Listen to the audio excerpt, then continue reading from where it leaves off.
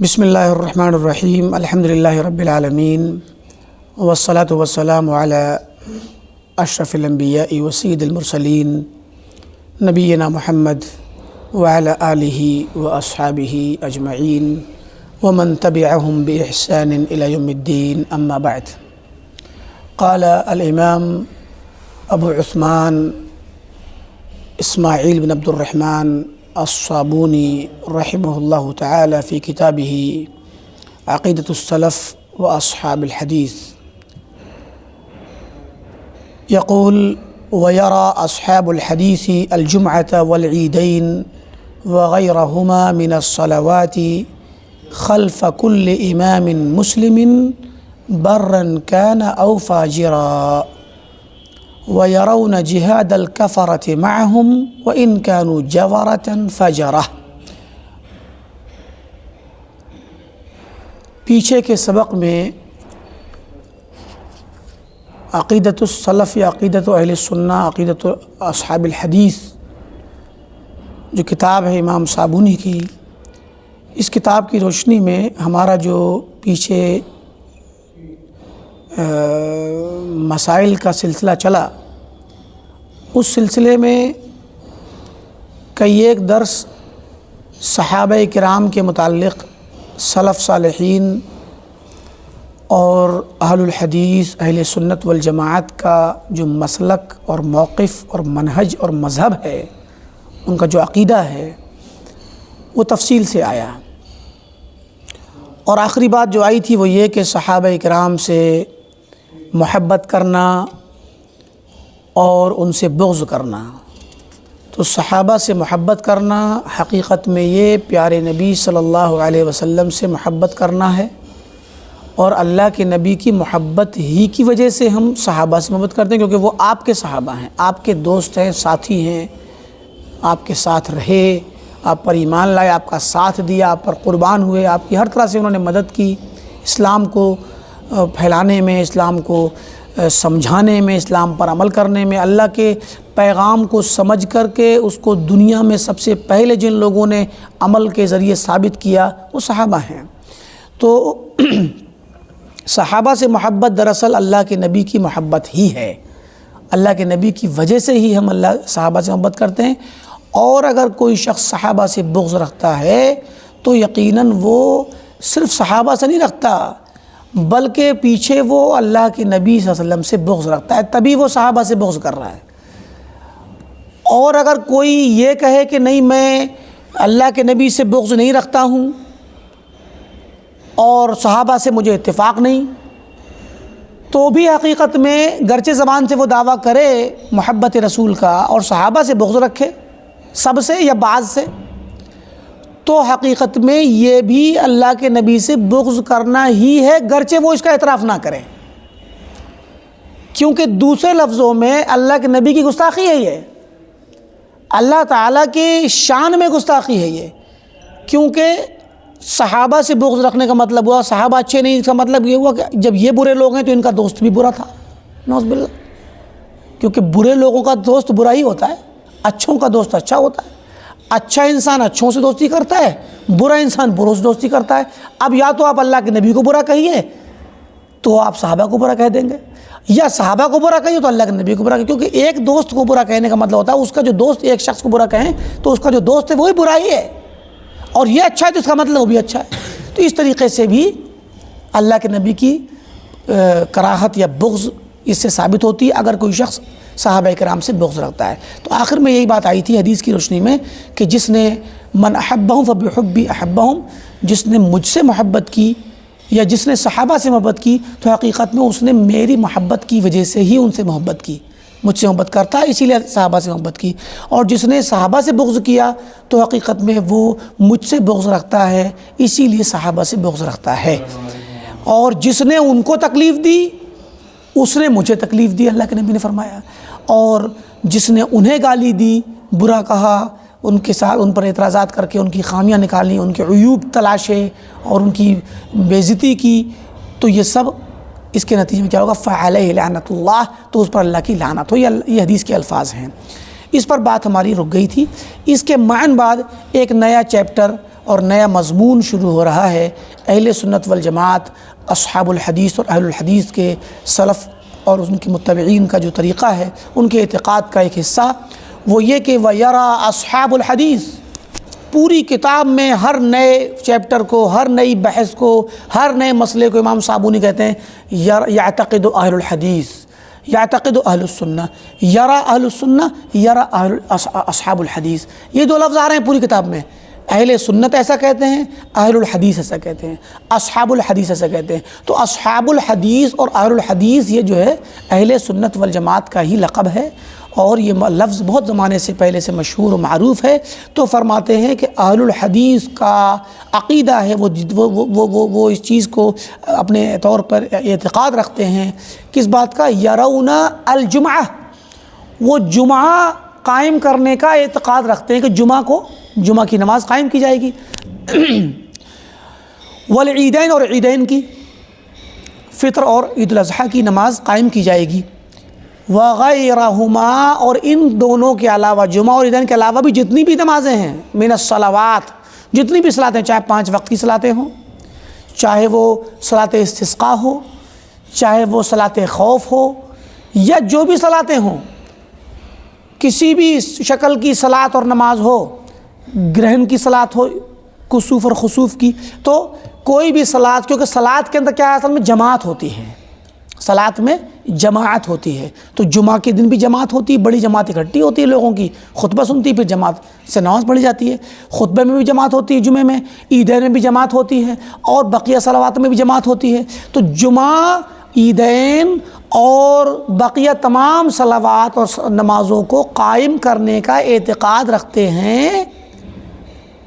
خلف کل امام مسلم، ہر مسلم امام کے پیچھے۔ یعنی اہل الحدیث کا یہ کہنا ہے، اصحاب الحدیث اور اہل سنت کا، کہ صلات کوئی بھی ہو، 5 وقت کی ہو، یا جمعے کی ہو، یا عیدین کی ہو، اور کوئی بھی صلات ہو، وہ قائم کی جائے گی ہر مسلمان امام کے پیچھے۔ امام مسلم ہو تو اس کے پیچھے نماز قائم کی جائے گی۔ اچھا، تھوڑا سا مزید اس کی وضاحت آ رہی ہے، برن کانا او فاجرا، چاہے وہ امام مسلم جو ہے بر نیک ہو یا فاجر ہو، فاسق ہو۔ مطلب یہ ہوا، اچھا یہاں پر امام سے کا مفہوم پہلے سمجھ لیں۔ امام کا مطلب یہاں پر ہمارے مسجد کا امام نہیں ہے، امام کا مطلب ہے مسلمانوں کا امام، جو کہ مسلمانوں کا خلیفہ ہو، مسلمانوں کا سلطان ہو، مسلمانوں کا امیر اور حاکم ہو، بادشاہ ہو، وہ اصل امام ہے۔ مسلمانوں کا جو امام ہے، شریعت کے الفاظ میں، اہل علم کے الفاظ میں، کتاب و سنت میں امام کا مطلب ہوتا ہے جو ہے مسلمانوں کا بادشاہ یا خلیفہ۔ اب جو لفظ کچھ بھی کہہ لیجیے، اب خلیفہ کہہ لیں، بادشاہ کہہ لیں، امیر کہہ لیں، والی کہہ لیں، سلطان کہہ لیں، حاکم کہہ لیں، یہ جو الفاظ سے ہم جس شخص نے گویا بادشاہ وقت، خلیفہ وقت، وہ اصل امام ہے۔ تو اب اگر بادشاہ یا خلیفہ یا حاکم، حکومت چلانے والا شخص، اگر وہ نیک ہے تو، اور اگر وہ اس کے اندر کچھ فسق و فجور پایا جاتا ہے تو، مسلمان ہے اگر، تو اس کے پیچھے نماز پڑھی جائے گی، کیونکہ شریعت میں اصل مقصود یہ ہے کہ مسلمانوں کی جماعت نماز بھی 5 وقت کی امام بادشاہ پڑھائے، خلیفہ پڑھائے، اور اس کے بعد عیدین بھی وہی پڑھائے، جمعہ بھی وہی پڑھائے، اور بھی بڑی بڑی نمازیں، چاہے وہ استسقاء کی ہو، بارش کے طلب کرنے کی ہو، یا سورج کے گرہن کی ہو، یا جہاد میں صلاۃ خوف ہو، میدان جنگ میں صلاۃ خوف ہوتی ہے، یا کسی بھی طرح کی اجتماعی شکل ہو، چاہے حج کے اندر جب نماز ہو، کہیں بھی ہو، تو بڑی بڑی جو جماعتیں ہوں یا چھوٹی چھوٹی جماعتیں ہوں مسلمانوں کی، ان کا امام اصل میں بادشاہ کو ہونا چاہیے۔ جیسے کہ ہمارے مطلب پیارے نبی صلی اللہ علیہ وسلم اپنے زمانے میں امام تھے، پھر آپ کے بعد جب ابو بکر رضی اللہ عنہ خلیفہ بنے تو وہ بھی مسلمانوں کی امامت کرتے تھے۔ خلفائے راشدین کا طریقہ یہی تھا، بعد میں بھی مطلب بادشاہ نماز پڑھاتے تھے، لیکن دھیرے دھیرے کیا ہوا، امیر معاویہ بھی پڑھایا کرتے تھے جب شام میں تھے۔ تو اور عمرو بن عاص رضی اللہ تعالیٰ عنہ پڑھایا کرتے تھے مصر میں. تو جو جس جگہ کا والی ہوا کرتا تھا، جو بادشاہ ہو یا بادشاہ کا نائب ہو، کسی علاقے کا ذمہ دار گورنر ہو، وہ گورنر اپنے علاقے کی جو مسجد ہوتی تھی اس مسجد میں امامت کرتا تھا، لوگوں کو نماز پڑھایا کرتا تھا. یہ اصل اسلام کا طریقہ تھا. پھر دھیرے دھیرے تاریخ میں وقت بڑھتا گیا، اسلام کا رقعہ اور اس کا دائرہ وسیع ہوتا چلا گیا. تو پھر ظاہر ہے کہ امام وقت سب کی تو نماز پڑھا نہیں سکتا، تو پھر دھیرے دھیرے نائب مقرر کیے جانے لگے. والی بھی پورے بڑے شہر بڑے ہو گئے، آبادیاں بڑھ گئیں، دائرے بڑے ہو گئے، اختیارات بڑھ گئے، کام بڑھ گئے. تو انہوں نے پھر کیا کیا، اماموں کو متعین کرنا شروع کر دیا. گویا اسلامی حکومت کی طرف سے امام کو باقاعدہ مقرر کر کے بھیجا جاتا تھا، جیسے کہ آج بھی بعض اسلامی ممالک میں مستقل امامت کا کام، بلکہ ہمارے یہاں بھی بعض اوقات بعض اسٹیٹس میں اوقاف کی طرف سے امام ہوتے ہیں. تو اس طریقے سے کیا ہے کہ اماموں کو باقاعدہ گورنمنٹ کی طرف سے مقرر کر کے بھیجا جانے لگا، کیونکہ مسجدوں کی کثرت، لوگوں کی کثرت، اور پھر ادھر ذمہ داران اور والیان حکومت اور گورنر اور بادشاہ ان لوگوں کے اپنے کاموں کی مشغولیت بھی زیادہ ہونے کی وجہ سے انہوں نے کیا اپنا نائب مقرر کر دیا. تو گویا جو مسجد کا امام ہے وہ ایک طریقے سے ان کی طرف سے مقرر کردہ ہے، جو ورنہ اصل کام تو انہی کا ہے. تو اب کیا ہے، یہ کام ہونے لگا. پھر اسی میں جب بڑے بڑے کام ہوتے تھے، مثلا حج کا موقع آتا تو پھر بادشاہ پہنچتا، یا بادشاہ کا کوئی نائب پہنچتا، کوئی وزیر پہنچتا، یا کوئی بڑا گورنر. پھر اسلامی امور کی، اسلامی مسائل کی امامت و خطابت اور دعوت تبلیغ کی، اس طرح کی چیزوں کی منسٹریاں بننے لگیں. تو پھر اس کا جو منسٹر ہوتا، وزیر ہوتا، وہ آتا. یا اسی طریقے سے بلکہ یہ حالات کے تقاضے میں دھیرے دھیرے حالات بدل گئے، اور آج ہماری مسجدوں میں ایک امام تو ہوتا ہے، لیکن وہ امام اس طرح کی پاور اور طاقت والا نہیں ہوتا، بلکہ وہ ایک مقرر کردہ امام ہوتا ہے، چاہے وہ اوقاف کی طرف سے ہو، یا وہ پبلکلی کسی ادارے سے ہو، یا کسی عام محلے کی پبلک اپنے طور پر اس کو رکھ لے. تو یہ امام بن گئے. لیکن اصل امام جو یہاں مراد ہے وہ بادشاہ یا گورنر یا والی حکومت کا ذمہ دار، چاہے وہ اصل بادشاہ ہو یا اس کے ماتحت چھوٹے چھوٹے علاقوں کے ذمہ دار ہوں. قبیلے کا سردار بھی ہو تو وہ یہاں پر کسی جگہ پہ امامت کرتا ہو تو وہ مراد ہوگا. تو فرمایا کہ اب چونکہ یہ بات کیوں کہی کہ اصحاب الحدیث اور اہل سنت ہر مسلم امام کے پیچھے نماز کو جائز سمجھتے ہیں. کیوں؟ کیونکہ اسلامی تاریخ میں جب فرقوں کا ظہور ہوا تو سب سے پہلے خوارج کا ظہور ہوا، نکل کے بھاگے. اب خوارج جب نکل کر کے بھاگے حضرت علی رضی اللہ تعالیٰ عنہ کی فوج کے مطلب معسکر سے اور ان کی اپنے جماعت سے نکل کر کے بھاگے، تو انہوں نے سب سے پہلے حضرت علی کی تکفیر کی، کہا کہ آپ کافر ہو گئے ہو. اب انہیں کافر جب قرار دیا تو کیا ان کے پیچھے نماز پڑھیں گے؟ مسلمان ہی نہیں ماننے تو نماز کہاں سے پڑھیں گے؟ تو اس طریقے سے انہوں نے کیا کیا کہ اپنے طور پہ انہیں جن گناہوں یا جن غلطیوں کی بنا پہ ان کو لگا کہ یہ کفر ہیں،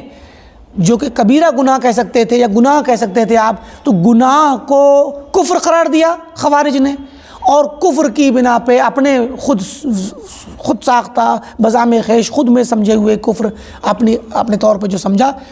فتویٰ لگایا کفر کا، تو کہا نمازی نہیں ہوگی اس کے پیچھے کیونکہ یہ تو کافر ہو گیا. تو یہ شکل ظاہر ہونا شروع ہو گئی. تو اس وجہ سے خوارج کے رد میں،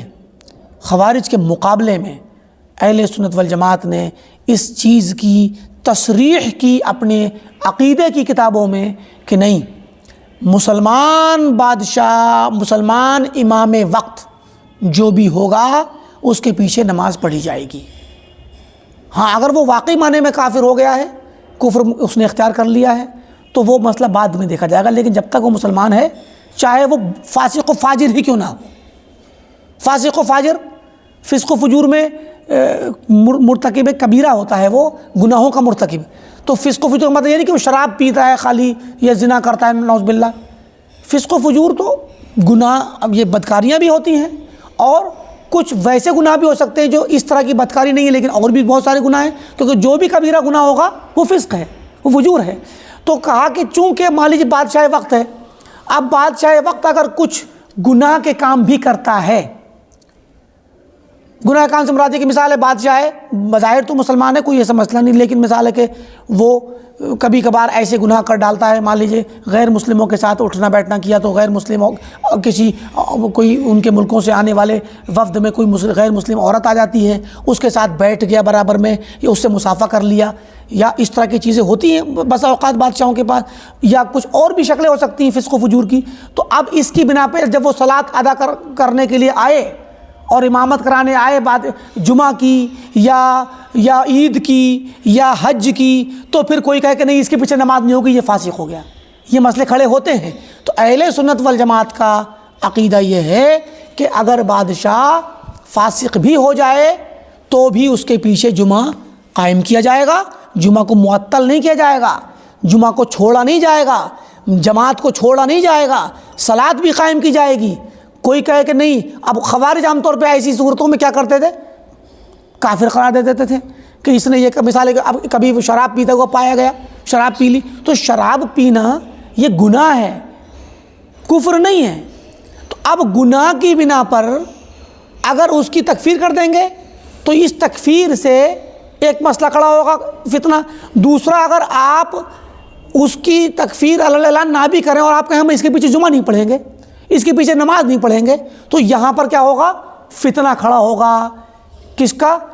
سلطان کو جب اعتراض یہ پتہ لگا اچھا کچھ لوگ ہمارے پیچھے نماز نہیں پڑھتے، کیا آپ ہمیں بادشاہ نہیں مانتے؟ وہ کہتے نہیں، تو یہاں سے فتنہ کھڑا ہوگا، تو خروج اور بغاوت کا راستہ کھلتا ہے یہاں سے۔ تو یہ بات عام طور پہ بادشاہوں کے، حاکموں کے حق میں ہے۔ اس کا مطلب یہ نہیں کہ اہل سنت نے اور اہل الحدیث نے بادشاہوں کے لیے اجازت دے رکھی کہ تم جتنا چاہو شراب پیو، جتنا چاہو گناہ کرو، کوئی بات نہیں، تمہاری امامت برقرار ہے۔ نہیں، مطلب یہ ہے کہ بادشاہ کا جو مقام ہے اس مقام پہ رہتے ہوئے اس سے کبھی کبھار فسق و فجور ہو سکتا ہے، گناہ کا کام ہو سکتا ہے، تو اس محض ایک گناہ کے کام کی وجہ سے اس کی امامت خراب۔ اب امامت کا مطلب صرف یہ نہیں ہے کہ صلاۃ کی امامت خراب ہو گئی، اگر آپ صلاۃ کے لیے لائق نہیں سمجھیں گے تو مسئلہ وہاں پہ بغاوت کا کھڑا ہو جائے گا، تو گویا آپ اس کو امام نہیں سمجھتے، اور پھر وہاں سے جو بغاوت کا سلسلہ شروع ہوگا وہ خوفناک زیادہ ہوگا، اس کا نقصان زیادہ ہوگا، بجائے اس کے کہ اگر وہ نماز پڑھا رہا ہے، آپ کے دل کے اندر کراہت ہے، تو آپ کیا نام ہے اس کے پیچھے پڑھ رہے ہیں بطور احتیاط کے اور کراہت کے۔ تو بہت سی شکلیں ہیں، صحابہ کے زمانے میں ایسا ہوا تھا۔ حدیث میں آتا ہے کہ آپ نے فرمایا کہ ایسے لوگ آئیں گے کہ جو نمازوں کو مؤخر کر کے پڑھیں گے، تو صحابہ کرام کیا کرتے تھے، اپنی نماز وقت پڑھ لیتے تھے اپنے گھر میں ہی۔ حضرت انس کا مشہور واقعہ، صلاۃ نماز عصر کی کوئی وقت کی پڑھ رہے تھے تو کسی نے کہا کہ ارے بھائی کون سی نماز پڑھنے؟ بولے عصر کی نماز پڑھنا۔ بولے اس کا تو وقت ہوا نہیں ہے۔ تو آپ نے فرمایا کہ نماز کا وقت ہو چکا ہے، لیکن ابھی تو تمہاری نماز کا وقت نہیں ہوا، ابھی تمہارے اس وقت میں جو اماموں نے، بادشاہوں نے دیر کرا دی، بادشاہ اپنی مرضی سے نکلتے تھے، تو جب ہم آئیں گے تبھی اذان ہوگی، تبھی جماعت ہوگی، پتہ لگا عصر کا وقت ضائع ہوتا چلا جا رہا ہے۔ تو صحابہ کیا کرتے تھے، اپنے گھر میں اپنے ٹائم پہ نماز پڑھ لیتے تھے، اور پھر دوبارہ جب اذان ہوتی یا نماز کا وقت ہوتا سرکاری طریقے سے تو پھر ان کے ساتھ ہی پڑھتے تھے۔ ان کے ساتھ کیوں پڑھتے تھے؟ تاکہ فتنہ نہ ہو، خوف نہ ہو، بغاوت کے مسائل کھڑے نہ ہوں، اور برائیاں قائم نہ ہوں۔ تو اس طریقے سے صحابہ کرام نے اس مسئلے کو نپٹایا، اور اس سے انہوں نے اس کا مقابلہ کیا کہ ہمیں اپنے ٹائم پہ نماز ہی پڑھنی ہے۔ اور تب اگر ایسے مسائل آ جاتے ہیں تو اسی وقت اجتہاد کیا جائے گا کہ کیا کرنا ہے، اپنے گھر میں نماز پڑھنی ہے اور ان کے ساتھ پڑھنی ہے کہ نہیں پڑھنی ہے۔ لیکن ابتدائی طور پہ جو بھی شخص مسلمان ہے، اب یہی مسئلہ لے لیجیے عام اماموں پر،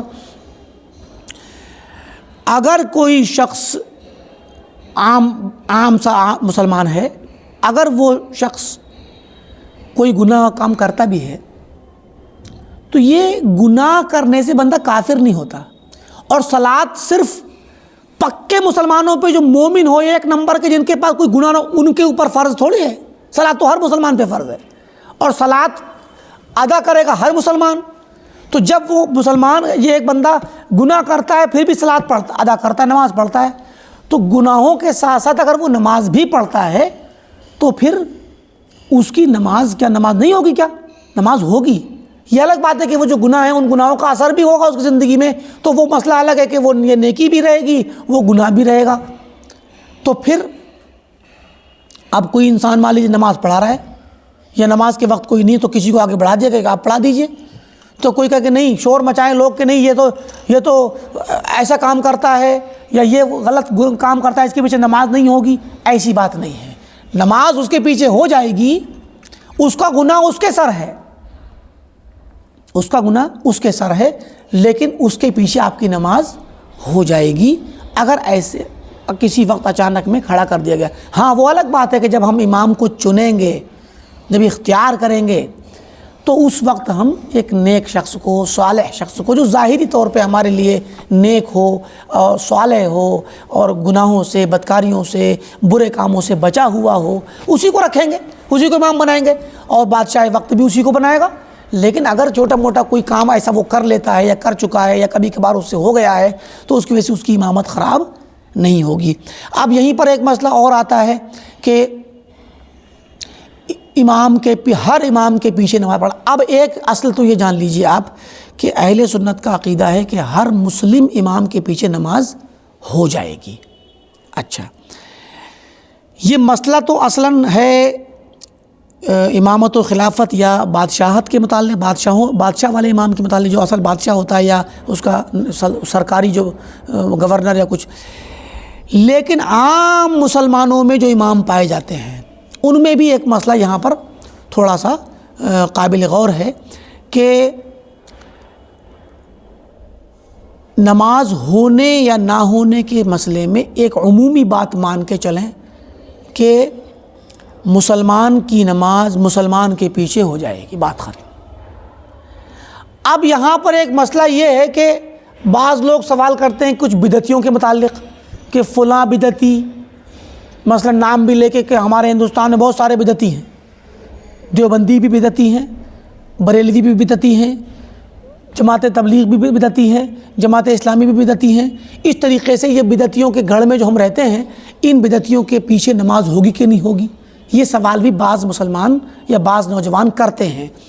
تو اب یہاں پر بھی عمومی طور پہ اگر ان کی بدعتوں کو دیکھا جائے تو ان میں بعض بدعتیں تو ایسی ہیں جو سادہ ہیں، جو فسقیہ ہیں، یعنی جن بدعتوں کو کرنے کی وجہ سے بندہ فاسق ہو جاتا ہے، فاجر ہوگا، فاسق کہلائے گا وہ، لیکن کافر نہیں ہوگا۔ لیکن بعض دوسری بدعتیں ایسی ہیں جو کفریہ ہیں، شرکیہ ہیں، تو ان کو کرنے والا مشرک ہو جائے گا۔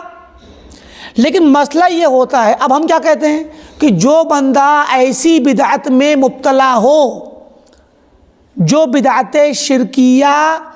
یا کفریہ ہے، یعنی بدعت کا کام ہے اور یہ خود میں شرک ہے، بدعت کا کام ہے مگر کفر ہے، تو یہ کام چونکہ کفر ہے تو کفر کرنے والا کام بندہ کافر ہو جاتا ہے۔ جو بندہ کفر والا کام کرے گا وہ کافر ہے، تو اس کی خود کی نماز صحیح نہیں ہوگی تو اس کے پیچھے دوسری نماز صحیح کیسے ہوگی؟ لہٰذا کافر کے پیچھے، یہاں بات چل رہی مسلم کے پیچھے، ہر مسلم امام کے پیچھے نماز ہوگی، کافر امام کے پیچھے نہیں۔ اچھا، اب مسئلہ یہ آئے گا کہ ہم کافر کس کو سمجھیں؟ تو ابتدائی طور پہ بغیر نام کے، بغیر تعین کے تو کہا جائے گا کہ ہر وہ شخص کافر ہے جو کفریہ کام کرتا ہو، کفریہ عقیدہ رکھتا ہو، یا شرکیہ کام کرتا ہو، شرکیہ عقیدہ رکھتا ہو، شرکیہ بات کہتا ہو، وہ کافر ہے۔ اچھا، اب مسئلہ یہ ہے کہ آپ کسی شہر میں گئے یا کسی محلے میں پہنچے، کسی گلی سے گزرے اور وہاں پر آپ کو نماز کا وقت ہوا اور وہاں پر مسجد ملی۔ اب آپ یہ مت پوچھئے کہ یہ مسجد ہے کس کی، بریلویوں کی ہے کہ دیوبندیوں کی ہے کہ غیر حدیثوں کی ہے کہ جماعت تبلیغ کی، کس کی، بلکہ سیدھی سی بات ہے کہ مسجد ہوتی ہے اسلامی شعائر کا، اسلامی پہچان ہے، اسلامی نشان ہے، اسلامی علامت ہے۔ مسجد اسلام کی عبادت گاہ ہے، گرچہ اس پہ لکھا ہو کہ بریلوی کی ہے، گرچہ لکھا ہو کہ اعلیٰ حضرت کے نام سے اس پہ کچھ لکھا ہو یا دیوبندی علماء کے نام سے کچھ لکھا ہو، لیکن مسجد ہے یہ مسلمانوں کی ہے۔ مسجد میں آپ داخل ہوئیے اور مسجد کے اندر وہاں پہ نماز پڑھنے کے لیے پہنچیے۔ اب آپ نے دیکھا کہ یہاں پر تھوڑی دیر کے لیے مان لیجیے بریلویوں کی مسجد ہے یا دیوبندی کی ہے، تو اب چونکہ آپ کے لیے یہ جو امام ہے، یہ امام اور یہ لوگ بالکل نئے ہیں، اجنبی ہیں، اور اس امام کے بارے میں ابھی آپ کچھ نہیں جانتے، تو یہ مسلمان تو ہیں کیونکہ مسجد میں ہیں، صلاۃ مسلمانوں پر فرض ہے، کفار پہ نہیں، مسجد مسلمانوں کی ہوتی ہے، غیر مسلموں کی نہیں۔ تو مسلمانوں کی مسجد ہے، نماز پڑھنے والے مسلمان ہیں، کیونکہ نماز پڑھنے آئے ہیں تو مسلمان ہیں، اسلام کی رکن ہے صلاۃ۔ ایسی صورت میں اب جو امام ہے وہ مسلمان ہے ہماری نظر میں، کیوں؟ کیونکہ یہ ہماری نظر میں غیر معروف مسلمان ہے، ہم اس کو تفصیل سے نہیں جانتے، ہمیں نہیں پتہ کہ یہ شرک کرتا ہے کہ کفر کرتا ہے یا بدعت کرتا ہے کہ نہیں کرتا، صرف ہمیں کیا پتہ ہے کہ یہ مسلمان ہیں، اتنا پتہ ہے کہ ہاں بریلوی بھی ہو سکتے ہیں، دیوبندی بھی ہو سکتے ہیں، شاید ظاہر بھی ہو جائے آپ کو کہ بریلوی ہیں، تو کیا وہ بریلوی ہیں؟ لیکن آپ نے اپنے پرسنلی اپنے ذاتی علم میں، ذاتی تجربے میں، ذاتی مشاہدے میں اس انسان کو ابھی پہلی بار دیکھا ہے، اس امام کو۔ دلی میں جائیے، بہت ساری جگہوں پہ ابھی آپ پہنچیں گے نئی مسجد، کیونکہ آپ اس نئے علاقے میں پہلی بار پہنچے ہیں، تو جس شخص کو آپ نے پہلی بار دیکھا، جس مسجد میں آپ پہلی بار داخل ہوئے، تو وہ امام بھی آپ کے لیے اجنبی ہے، غیر معروف، اس کو بولتے ہیں مسلم میں مستور الحال، جس کے حالت اور احوال پہ پردہ پڑا ہوا ہو۔ ستارون کے معنی پردہ ہوتا ہے عربی زبان میں، تو پردہ ڈال کے آپ کیا کرتے ہیں کہ پیچھے کی جگہ کو چھپا دیتے ہیں، جہاں پردہ ڈالتے ہیں اس کی پیچھے کی جگہ چھپ جاتی ہے۔ دروازے پہ ڈالیں گے تو باہر سے لوگ گزریں گے، پردے میں کچھ دکھے گا نہیں، دروازہ کے اندر کی چیز چھپ گئی، تو پردہ جب ڈالتے ہیں تو چھپایا جاتا ہے، تو مستور وہ ہوا جس کے حالات پہ ابھی پردہ پڑا ہوا ہے، آپ کو کچھ نہیں پتہ۔ تو مسلم مستور وہ مسلمان جو مستور الحال ہو، جس کے حالات ابھی آپ کو پتہ نہیں ہے، تو وہ آپ کے لیے ایک مسلمان ہے بس۔ آپ کوئی کہے نہیں یہ تو بریلوی تو ہے، کم سے کم تو بریلوی تو شرک کرتے ہیں، تو بھائی اس کی مثال تو ایسے ہی ہوئی جیسے کوئی کہے کہ قریش اور اللہ کے نبی کا مقابلہ تھا، قریش والے بہت سخت دشمن تھے کہ نہیں تھے اللہ کے نبی کے؟ قریش کی زیادہ تر تعداد مکہ کے اندر دشمن تھی، لیکن قریش کے لوگوں میں، قریش کے خاندان سے حمزہ مسلمان ہو جاتے ہیں، اللہ کے نبی کے چچا، اور عباس مسلمان ہو جاتے ہیں، لیکن وہیں پر ابو طالب اور ابو لہب مسلمان نہیں ہوتے ہیں۔ تو اب اگر آپ یہ کہیں کہ یہ شخص قریشی ہے لہذا کافر ہی ہوگا، کافر مانو کیونکہ قریشی ہے،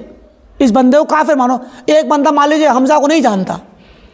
کچھ بھی نہیں پتہ، مگر وہ تاریخ پڑھتے پڑھتے شروع میں دیکھا کہ قریش کے لوگوں میں اتنے لوگ حمزہ بھی تھے، اب اسے اتنا پتہ ہے کہ قریشی لوگ جو تھے اللہ کے نبی کے، قریش والے، مکہ والے اللہ کے نبی کے مخالف تھے، تو کیا وہ حمزہ کو بھی قریشیوں میں شمار کر کے کافر مانا جائے گا؟ گرچہ حمزہ قریش کے ہیں لیکن وہ مسلمان ہیں، گرچہ عباس قریش سے ہیں لیکن وہ مسلمان ہیں۔ کوئی کہے کہ ارے بھائی اللہ کے نبی کا چچا تو کافر تھا، کیونکہ ابو لہب اللہ کے نبی کا چچا تھا، کافر تھا، ابو طالب اللہ کے نبی کے چچا تھے، کافر تھے، جہنم کی خوشخبری آئی ان کے لیے، تو اب اللہ کے نبی کے چچا ہیں تو کافر ہیں۔ اب کوئی یہ اصول بنا لے تو حمزہ بھی تو چچا ہیں تو کیا کافر ہو جائیں گے؟ کافر مانا جائے گا۔ تو مطلب یہ ہوا کہ ایک صفت اگر کفریہ ہے کسی ایک کے حق میں، تو دوسرے کے حق میں وہی صفت سے اس کو کافر قرار نہیں دے سکتے آپ۔ ایسے ہی اگر کوئی بریلوی ہے، ٹھیک ہے فلاں بریلوی، فلاں نے کفر بکا، فلاں نے کفر کا اعلان کیا، فلاں بریلوی نے کفر کی دعوت دی، فلاں بریلوی امام نے کفر کے متعلق، شرک کے متعلق یہ اس کو جائز کرنے کی شکلیں بتائیں، ہم نے کہا کہ نہیں یہ تو کافر ہو گیا کیونکہ اس نے کیا نام ہے کفر کی بات کہی، کفر کی تبلیغ کی، شرک کی تبلیغ کی، شرک کا اڈا قائم کیا، شرک کی حمایت کی مثلاً۔ لیکن ہر کسی کا بریلوی ہو جانے کا مطلب یہ نہیں ہوتا کہ وہ کافر ہی ہے، بلکہ کسی کے کافر یا کسی کے مشرک ہونے کے لیے ضروری ہے کہ آپ اس کے ذاتی عمل کو جانیں۔ مسجد پہ لکھا ہوا ہو کہ اعلیٰ حضرت کے لوگوں ماننے والوں کی مسجد ہے، تو صرف اس سے آپ ان کو کافر نہیں قرار دے سکتے، بلکہ اس مسجد میں نماز پڑھنے والے لوگوں کے جس بندے کے بارے میں آپ جان پائیں گے کہ یہ شخص کفر کرتا ہے یا شرک کرتا ہے یا شرک کی دعوت دیتا ہے، شرک کا اعلان کرتا ہے، اس کا دفاع کرتا ہے، اس کے طرف لوگوں کو بلا کے رغبت دلاتا ہے، تب جا کر کے آپ اس کے کہیں گے ہاں اب یہ ہم جان گئے، اب چھوڑ دیجیے اس کے پیچھے نماز پڑھنا۔ اس لیے ضروری ہے، یہ اصول ہے، کیونکہ آپ پر فرض ہے کہ جب صلاۃ کا وقت ہو تو نماز پڑھیں، اور نماز کے لیے ضروری ہے کہ جماعت سے پڑھیں، آپ کو مسجد اپنی محلے میں جو ملی وہاں پہ وہ بریلویوں ہی کی تھی، لیکن آپ ابھی پہلی بار گزر رہے تھے، آپ کو نہیں پتہ، نہیں جانتے کہ یہ بندہ اس کی کیا کیفیت ہے، نہ آپ نے کبھی اس کا خطبہ سنا، نہ تقریر سنی، پہلی بار دیکھا ہے، تو آپ کے لیے وہ اس وقت مسلمان ہے، صرف مسلمان ہے، غیر معروف مسلمان ہے بس۔ ہمیں گرچہ شبہ ہے، شبہ کا یقین ہے کہ وہ بھی مشرک ہی ہوگا، وہ بھی شرک کی دعوت ہی دینے والا ہوگا، لیکن چونکہ ہمارے سامنے ابھی تک اس کی شخصیت ظاہر نہیں ہے، اس کی زبان سے ہم نے کوئی شرک لفظ نہیں سنا، اس کو شرک کرتے ہوئے نہیں دیکھا، تو ابھی ہم اس کو مسلمان مانیں گے اور نماز ادا کریں گے، ہمیں اس چیز کی وجہ سے صلاۃ کو جماعت سے ادا کرنے کا ثواب ملے گا۔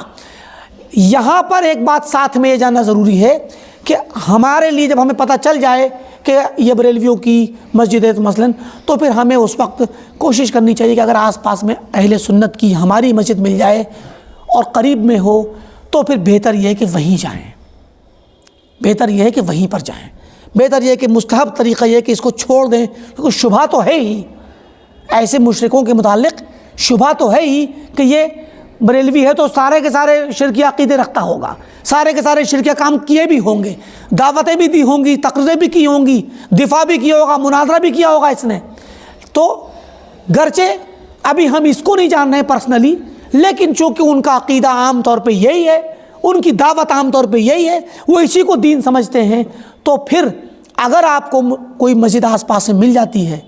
اپنی یا ایسے مسلمانوں کی جن کے یہاں شرک نہیں ہے، تو پھر وہاں ہی جانا چاہیے، بہتر یہی۔ لیکن اگر آپ کو لگتا ہے کہ وہ بہت دور ہے، جماعت چھوٹ جائے گی، یا آپ کے پاس جانے کا ٹائم نہیں ہے، آپ کا راستہ کہیں اور ہے، یا آپ کو یہیں پر رہنا ہے،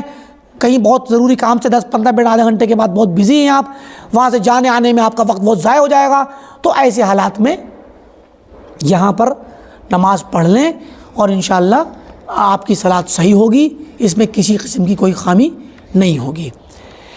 تو یہ ہے ہر مسلمان امام کے پیچھے نماز پڑھنے کے متعلق مختصر سا کلام، ورنہ تو اس میں بھی بہت ساری تفصیلات ہیں، بہت سارے احکام ہیں، ہم وہاں نہیں جائیں گے، ہمیں کتاب بھی ختم کرنی ہے، انشاءاللہ ان مسائل پہ گفتگو ہوتی رہتی ہے اور مزید بھی ہوگی انشاءاللہ، اگر کوئی سوال اب یا آگے کے وقت میں آئے گا۔ تو فرماتے ہیں کہ یہ اصلاً یہ جملہ خوارج پر رد کرنے کے لیے تھا، اور ایسے مسلمانوں، ایسے فرقوں پر، خوارج، معتزلہ اور ان کے جیسے دوسرے فرقے جو مسلمان حاکموں پر چھوٹی چھوٹی چیزوں میں فتویٰ لگا کر کے بغاوت کرتے تھے اور ان کے پیچھے نماز پڑھنے سے بھاگتے تھے اور پھر فتوی بازی کیا کرتے تھے، تو اہل سنت، اور پھر یہ صحابہ کرام سے ثابت بھی ہے، صحابہ کرام نے، عبداللہ بن عمر رضی اللہ تعالیٰ عنہ نے اور دوسرے صحابہ نے باغیوں کو، جو کہ حضرت عثمان کے قاتلین تھے، ان کے پیچھے وہاں پر اس وقت جب وہ حصار کیے ہوئے تھے اور ان کا امام وہ لوگ جو کرتے تھے ان کے پیچھے بھی نماز پڑھی بعض لوگوں نے، اور بسا اوقات حجاج بن یوسف کے پیچھے بھی نماز پڑھی، اور اس طریقے سے بہت سارے، حجاج بن یوسف کتنا بڑا قاتل اور فاسق قسم کا انسان تھا، تو یہ سلف سے ثابت ہے، ایسا ہوا ہے، ایسا نہیں کہ یوں ہی اہل سنت نے اپنا عقیدہ بنا لیا، بلکہ سلف سے، صحابہ سے یہ چیز ثابت ہے۔ وَيَرَوْنَ جِهَادَ الْكَفَرَةِ مَعَهُمْ، اور اہل سنت اس بات کو بھی اعتقاد میں رکھتے ہیں کہ اگر کفار سے جہاد کرنا ہو، اور جہاد کے لیے ظاہر ہے کہ ایک پوری مسلمانوں کی فوج ہوتی ہے، اور امام وقت جو بادشاہ وقت ہوتا ہے وہ مسلمانوں کی فوج کو بناتا ہے، اکٹھا کرتا ہے، تو اس فوج میں اگر ہم ہوں تو ہم کو، یعنی اہل سنت ہوں تو اہل سنت کو اس فوج میں ان کے ساتھ کھڑے ہو کر کے کافروں سے جہاد کرنا جائز ہے، ان کی قیادت میں، ان کی رہنمائی میں، گرچہ یہ والے امام وقت اور بادشاہ وقت فاسق و فاجر ہی کیوں نہ ہو، امام وقت اور بادشاہ وقت اگر فاسق ہو، فاجر ہو، تو بھی اس کی امامت اور اس کی قیادت میں جو ہے وہ جہاد بھی جاری رکھا جائے۔ کوئی کہ نہیں اب جہاد نہیں ہو سکتا کیونکہ یہ تو امام جو بادشاہ یہ تو فاسق ہے، شرابی ہے، شراب پیتا ہے مثلاً، یا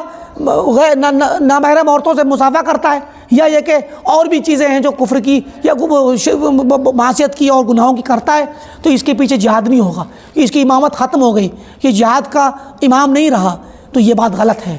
اہل سنت والجماعت کیونکہ جہاد میں بھی پوری فوج کو، اسلامی فوج کو اکٹھا کرنا اور ان کو کمانڈ کرنا، ان کو حکم دینا، مرتب کرنا، یہ ایک شخص کی امامت میں ضروری ہے، تو ایک شخص کی قیادت ہوگی، امامت ہوگی، اس کی رہنمائی ہوگی،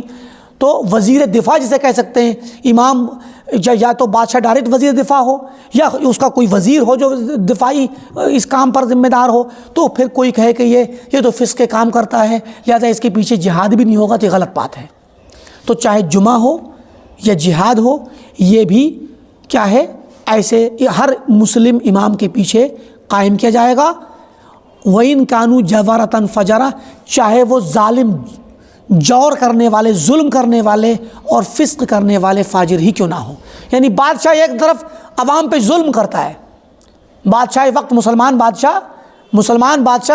اپنی رعایا پہ ظلم کرتا ہے، اور ظلم کرنے کے ساتھ ساتھ موقع پڑا تو اس نے کہا کہ چلو لوگوں بھائی نکلو، فوج کو بھی اکٹھا کیا، اور بعض اوقات عوام سے بھی اس نے لوگوں کو، والنٹیئرز کو بلایا کہ آؤ بھائی جہاد میں حصہ لو، کیونکہ ملک پہ حملہ ہو رہا ہے، ہمیں دفاع کرنا ہے اپنے ملک کا۔ کل تک آپ لوگوں پہ ظلم کرتے تھے اور لوگوں کے حقوق دباتے تھے، اور آج کہہ رہے ہیں کہ جہاد کرنے نکلو، ہم پر کفار نے حملہ بول دیا ہے۔ تو کوئی کہے کہ نہیں یہ ظالم ہے، اس کے ساتھ ہم جہاد میں کھڑے نہیں ہوں گے، تو یہ بات غلط ہے۔ گرچہ وہ ظالم ہو، گرچہ وہ فاسق ہو، گرچہ وہ گناہ کرتا ہو، تو پھر بھی اس کے ساتھ صف میں کھڑے ہونا، اس کی قیادت میں کھڑے ہو کر کے کفار سے جہاد کرنا واجب ہے اور جائز ہے، اور واجب بھی ہے۔ بسا اوقات جب واجب ہوگا تو واجب اور جائز ہوگا تو جائز۔ تو مراد یہ کہ چونکہ یہاں پر اس کی قیادت اور امامت ہے، تو اس کے فسق کی وجہ سے، اس کے ظلم کی وجہ سے وہ قیادت کا اس کی ختم نہیں ہو، کیونکہ وہ مسلمان ابھی ہے۔ وَيَرَوْنَ الدُّعَاءَ لَهُمْ، اور اہل سنت اور اصحاب الحدیث اپنے اماموں، اپنے بادشاہوں، اپنے حاکموں کے لیے دعا کرنا جائز سمجھتے ہیں، عقیدہ رکھتے ہیں کہ دعا بھی کی جائے ان کے حق میں، بالاصلاح، کہ اللہ تعالیٰ ان کی اصلاح کرے، ان کو نیکی کی توفیق دے، نیکی پہ قائم و دائم رکھے، برائیوں سے بچائے، شرک سے بچائے، گناہوں سے بچائے، اور ان کو اچھے راستے پہ قائم رکھے۔ ان کے لیے اچھے راستے کی دعا کرنا بہت بڑا کمال کا کام ہے۔ یہ بادشاہ کے لیے دعا کرنا دل کے ایمان کی صفائی، دل کی صفائی کی دلیل ہے۔ آج بھی ہم دیکھتے ہیں آ گیا ہے بالاصلاح والتوفیق والصلاح، کہ اللہ تعالیٰ ان کی اصلاح کرے، ان کو توفیق دے، اچھے کاموں کی صلاح و تقوی کی توفیق دے، اور ان کو حکومت چلانے میں مدد کرے، ان کو اچھے لوگوں کی صحبت نصیب کرے، ان کو اچھے فیصلے کرنے کی توفیق دے۔ یہ دعا کرنا بادشاہ کے لیے بہت بڑے ایمان کی بات ہے۔ ہمارے جیسے ملک میں یہاں تو خیر اسلامی نظام بھی نہیں ہے، نہ اسلامی بادشاہ ہے، جو دوسرے پڑوسی ممالک میں مسلمان بادشاہ یا مسلمان حاکم ہیں ان کے خلاف پبلک کو بھڑکایا جاتا ہے، پبلک میں، کیونکہ جمہوری نظام میں اور زیادہ لوگوں کو بولنے کی آزادی ہوتی ہے، تو بادشاہ پر یا حاکم پر یا پرائم منسٹر پہ یا جو بھی ذمہ دار ہوتا ہے اس ذمہ دار پہ لوگ اپنے اعتبار سے تنقیدیں کرتے ہیں، تو دلوں میں بغض ہوتا ہے، لوگوں کے غصہ ہوتا ہے۔ کسی بھی شخص دنیا راضی نہیں ہوتی۔ آپ خود بھی اگر بادشاہ بن جائیں گے تو آپ سے 1000 لوگ راضی ہوں گے تو 2000 لوگ ناراض بھی ہوں گے۔ تو کیونکہ ہر کسی کی من کی کا کام کوئی نہیں کر سکتا۔ تو بادشاہ کا مقام یا بادشاہ کی کرسی ایسا مقام ہے جہاں پر لوگوں کی تنقیدیں چاہے وہ کھل کے کریں یا نہ کریں ہوتی ہے، تو دلوں میں بغض ہوتا ہے۔ لیکن اگر لوگ اس کو باہر کرنا شروع کر دیں، چاہے وہ لکھ کر کے، صحافت کے ذریعے یا بول کر کے یا ویڈیو، آج کے زمانے میں بہت سے وسائل ہیں، تو اگر وہ شروع کر دیں تو پھر عام سے انسان کے دلوں میں بھی بادشاہ کی نفرت بیٹھ جاتی ہے، اور پھر ایسے ماحول میں بادشاہ کے لیے دعا کرنا بہت بڑے کمال کی بات ہے۔ اہل سنت کا یہ طریقہ رہا ہے کہ وہ اپنے بادشاہ کے لیے، اپنے خلیفہ کے لیے، اپنے ذمہ دار حاکم کے لیے دعا کرتے ہیں، گرچہ وہ ظالم ہو،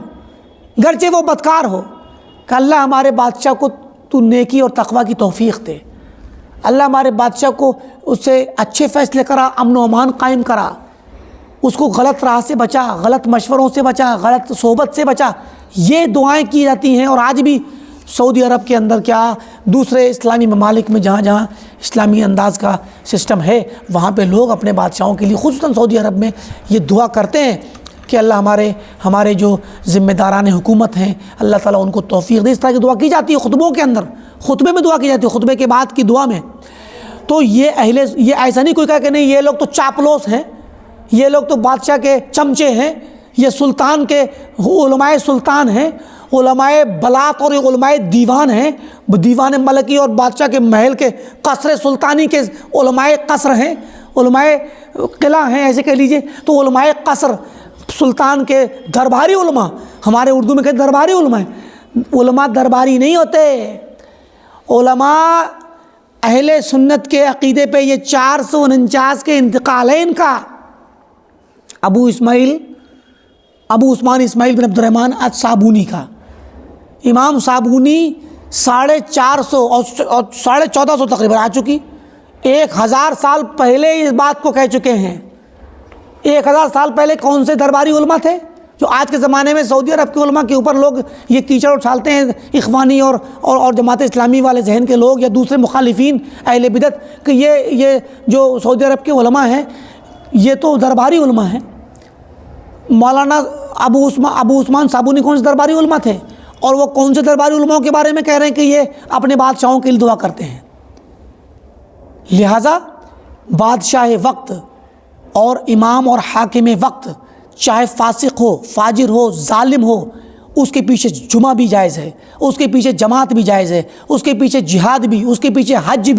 حج میں بھی جماعت ہوتی ہے اور قیادت ہوتی ہے. اور اس کے لیے دعا کرنا، کسی دوسرے مسلمان کے لیے دعا کر کے دکھائیے. آپ کسی دن دیکھیے کہ اللہ ہمارے فلاں مسلمان بھائی کو جو ذمہ دار ہیں فلاں چیز کے یا فلاں علاقے کے یا فلاں اسکول کے فلاں جمعیت کے فلاں جماعت کے ذمہ دار ہیں، ان کو تو توفیق دے. جس دن آپ دعا کریں گے نا اس دن دل کے اندر آپ عجیب احساس پائیں گے، کیونکہ یہ دعا دل کی صفائی کرتی ہے، دل کو صاف ستھرا کرتی ہے اس شخص کے متعلق. کیونکہ آپ اللہ سے جب دعا کرتے ہیں تو آپ کے دل کا خاص تعلق ہوتا ہے اللہ سے، اور اس تعلق میں آپ ایک ذمہ دار کو جوڑ دیتے ہیں کہ اللہ ہمارا جو ذمہ دار ہے. ارے آپ اپنے کسی مسلمان بھائی کے لیے دعا کر کے دیکھیے کہ اللہ میرا فلاں مسلمان بھائی ہے، وہ نماز نہیں پڑھتا، اس کو تو نماز کی توفیق دے دے. وہ دین پر نہیں ہے، اس کو دین پہ لے آ. وہ گمراہ ہے، اس کو ہدایت پہ لے آ. وہ میرا مسلمان بھائی ہے، پریشان حال ہے، اللہ اس کی پریشانی دور کر دے. بیمار ہے، اس کی شفا دے دے. کسی دن اکیلے میں تنہائی میں دعا کر کے دیکھیے آپ اپنے مسلمان بھائی کے لیے، خاص کر کسی غیر مسلمان بھائی جس سے آپ کا کوئی خاص تعلق نہیں ہے، اپنے گاؤں کا، علاقے کا، شہر کا، محلے کا، خاص کر وہ جس نے آپ کو تکلیف پہنچائی ہو، اس کے لیے ہدایت کی دعا کر کے دیکھیے آپ. کیونکہ یہ بادشاہ پیچھے گزرا نا، چاہے ظالم ہی کیوں نہ ہو، آپ کے ساتھ بد زبانی کی ہو، بدسلوکی کی ہو، آپ کا حق مارا ہو، آپ کو بے عزت کیا ہو، تکلیف پہنچائی ہو، کسی مسلمان نے، عام بندے نے، اس عام بندے کے لیے اللہ تعالیٰ کے دربار میں اکیلے میں تنہائی میں دعا کر کے دیکھیے آپ. پھر اس دن آپ کو احساس ہوگا کہ واقعی یہ لائن ہی الگ ہے ایمان کی. ایک مسلمان، ایک عام شخص عمومی طور پہ ایک آزاد انداز کی اور ایک ایسی زندگی جیتا ہے جس کو ہم پرسنل زندگی کہتے ہیں، اپنے خصوصی زندگی کہتے ہیں. اور پرسنل زندگی میں وہ جن جذبات سے جیتا ہے، ان جذبات میں وہ پرسنالٹی اور پرسنل چیزوں کو بہت اہمیت دیتا ہے. آپ کا کوئی عزیز ہو اور اس عزیز کو کوئی انسان تکلیف پہنچائے تو آپ اس انسان سے نفرت کریں گے کہ اس نے آپ کے عزیز کو تکلیف پہنچائی ہے. یہ جو نفرت ہے نا، یہ جو بغض ہے نا، یہ تو کسی بہانے سے جو آ جاتا ہے دل میں، تو پھر آپ کے ساتھ اگر کوئی شخص تکلیف پہنچائے اور آپ پر ظلم کرے تو اس ظالم کے لیے دعا کر سکتے ہیں آپ. اس ظالم کے حق میں آپ کہیں کہ اللہ یہ میرا مسلمان بھائی ہے جو ظلم کرتا ہے، اس نے مجھ پہ ظلم کیا ہے، تو اسے بخش دے، اس کے ساتھ رحم کر، اس کو تو توفیق دے نیکی کی، اس کو تو ظلم کرنے سے بچا، اس کو تو دین کی راہ پہ لے آ، اس کو تو بخش دے، میں نے بھی اس کو بخش دیا. کر کے دکھائیے تو پتہ چلے گا کہ یہ ایمان کی صفائی بڑی پیاری چیز ہے. غیر کو، کسی مسلمان، کسی ظالم کو آپ نے ظالم مسلمان کو، اپنے مسلمان بھائی کو بخش دیں، دل صاف کر لیں، اور اوپر سے اس کے لیے اللہ سے دعا کریں توفیق اور صلاح اور تقویٰ کی اور اچھائی اور نیکی اور بھلائی کی، تو آپ کے ایمان کا لیول بہت اونچا ہوگا اور دل کے اندر صفائی اور اخلاص اور ستھرائی ہوگی، آپ کو الگ چاشنی محسوس ہوگی. تبھی تو اللہ کے نبی صلی اللہ علیہ وسلم نے خوشخبری دی ہے اس مسلمان کو جنت کی جو مسلمان رات کو سوتے وقت اپنے دل کو صاف کر کے سوئے، بغض سے، کینے سے، غصہ سے اور نفرتوں سے، حقد سے، حسد سے، اس طرح کے جو منفی اور نگیٹو جذبات ہیں، منفی جذبات ہیں، ان جذبات سے اپنے آپ کو صاف کر کے، اور ظالم جس نے ظلم کیا اس کو بخش کر کے، اللہ میں نے اس کو تیری رضا کے لیے بخشا، تو اس کو معاف کر دے، میں نے بھی معاف کیا، اس کو تو توفیق دے دے نیکی کی۔ اس کے لیے آپ اللہ سے دعا کریں، اللہ وہ نماز نہیں پڑھتا، وہ نیکی پر نہیں ہے، اس کو نیکی پر لے آ۔ مسلمان بھائیوں کے لیے دعا کر کے دیکھیے، پھر آپ کو لگے گا کہ ایمان تو الگ ہی چیز ہے۔ تو جب مسلمان کے لیے دعا کرنے میں ایمان کا جذبہ اور ایمان کا لیول الگ ہو جاتا ہے، اعلیٰ ہو جاتا ہے، صاف ستھرا دل ہو جاتا ہے، تو پھر وہ بادشاہ جس سے عام طور پر لوگ نفرت کرتے ہیں، چھوٹی چھوٹی غلطیوں پہ گالیاں دیتے ہیں کہ لٹیرا ہے، ڈاکو ہے، چور ہے، خائن ہے اور ظالم ہے، ساری مملکت کو تباہ کر دیا، سارا کچھ لوٹ کے بیٹھ گیا، دوسروں کو بیچ دیا، یہ کیا وہ کیا۔ بہت سے مسلمان بادشاہوں کو بھی لوگ اس طرح کی گالیاں دیتے ہیں۔ اس بادشاہ کے لیے نیکی اور تقوی اور صلاح اور توفیق اور مدد کی، اللہ کی خاص مدد کی دعا کر کے دیکھیے آپ۔ یہ وہی کام وہ شخص کر پائے گا جس کے ایمان کا لیول بڑا ہی اعلیٰ ہو، جس کے دل میں سنت ہو، جو اللہ کے نبی اور صحابہ کے راستے پہ چلتا ہو، اور جس کے دل میں تقوی ہو، جو ہوا پرستی اور شہوت پرستی سے پاک ہو، اعلیٰ برتر ہو، اس کے اوپر ہو، ہوائے نفس سے اوپر ہو۔ وہ کیوں؟ ہوائے نفس میں تو ہوتا ہے کہ اس بادشاہ نے میرے ساتھ ظلم کیا۔ ارے بادشاہ چھوڑیے، آپ کے علاقے کا پردھان ہو، چیئرمین ہو، ایم ایل اے اور کیا نام ہے ایم پی ہو، مسلمان ہو، اور وہ علاقے میں کبھی کبھار ایسا کام کر بیٹھے جس سے آپ کو نقصان پہنچاؤ، ذرا اس کی دعا کر کے دکھائیے۔ اور جس دن دعا کریں گے تو کیا ہوگا؟ گویا آپ اپنے پرسنل معاملات سے دستبردار ہو چکے ہیں، اوپر اٹھ چکے ہیں آپ۔ گرچہ اس نے میرے ساتھ ظلم کیا ہے، لیکن میں اس کے دعا اس لیے کر رہا ہوں تاکہ پوری عوام کو وہ آرام دے سکے۔ میں دعا کرتا ہوں اس لیے کہ اللہ اس کو توفیق دے کہ یہ عوام کے ساتھ تعاون کرے، عوام کے خیر و بھلائی کے کام کرے، گرچہ میرے ساتھ ظلم کیا ہے،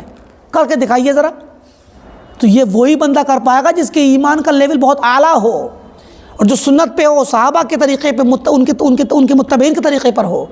تو اہل علم اور علماء یوں ہی نہیں دعا کرتے، بلکہ یہ ایمان کا تقاضا ہے۔ ان کے لیے اپنے ایمان کے صاف اور خالص ہونے کی دلیل ہے کہ ہم ان کے لیے دعا کرتے ہیں۔ فرمایا وَلَا يَرَوْنَ الْخُرُوجَ عَلَيْهِ۔ یہاں پر ایک بات تھوڑی چھوٹ رہی ہے، ہم کہہ دیتے ہیں۔ بعض وہ لوگ جیسے پیچھے گزرا کہ اہل الحدیث جمعہ قائم کرنا، عیدین قائم کرنا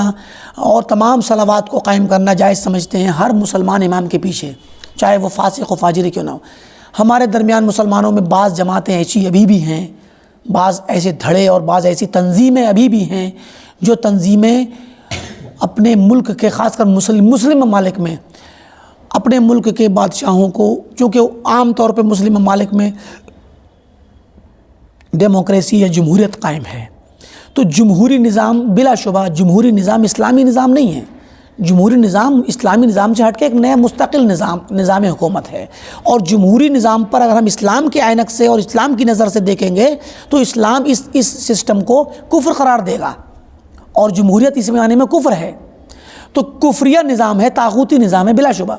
لیکن اب مسئلہ کیا ہے، جن ممالک مسلم ممالک میں جمہوریت قائم ہے، وہاں کے بعض مسلمان جو تحریکی مزاج ہیں، جماعت اسلامی ہوں یا اخوانی ہوں یا انہی کی فکر سے متاثر ہوں، یا مان لیجئے مزید اور آگے چل کے یہ داعشی مسلمان ہوں، IS ٹائپ کے، PFI ٹائپ کے، اس طرح کے جو بھڑکیلے